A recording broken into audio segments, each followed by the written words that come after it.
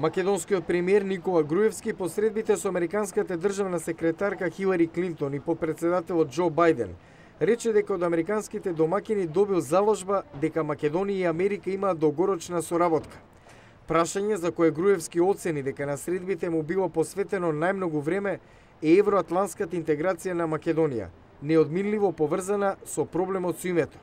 Ставот на Америка е дека Македонија и Грција треба да го решат овој проблем и дека само ние можеме да најдеме решение и дека не треба да очекуваме некој друг да ни го заврши тој проблем, да ни го реши тоа прашање и дека треба да останеме фокусирани на неговото прашање. Се разбира, тоа е настав и ние и во минатото и во иднина ќе останеме силно фокусирани. Портпаролот на Стейт Департментот Филип Краули на редовниот брифинг информираше дека на дневен ред биле билатерални и регионални прашања. The Secretary expressed concerns about trends regarding rule of law. Секретарката на средбата изрази загриженост за трендовите во врска со владењето на правот, независните медиуми и граѓанското општество. Таја повтори нашата надежда дека Македонија и Грција заедно ќе го решат долготрајното прашање за името, за Македонија да може да поеде напред во барањето со членство во НАТО и исполнување на своите евроатлантски аспирации. Краули рече и дека Клинтон истовремено изразила благодарност за македонскиот придонес во мисијата во Авганистан, уважувајќи го фактот дека Македонија е еден од најголемите придонесувачи по бројот на жители.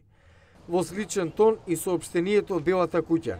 Средбата на Бајден со Груевски ја става во рамки на напорите на американската влада на тамошно да го промовира мирот, стабилноста и просперитетот во Европа.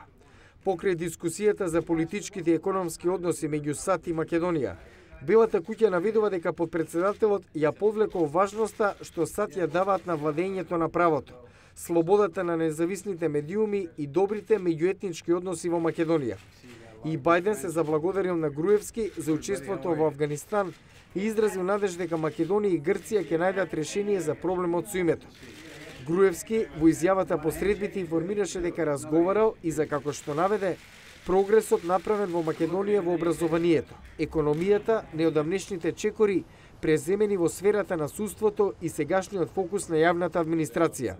За денес, шефот на македонската влада најави средби со конгресмени кои припаѓаат на неформалната група Пријатели на Македонија, како и посета на корпорацијата за приватни инвестиции во странство ОПИК.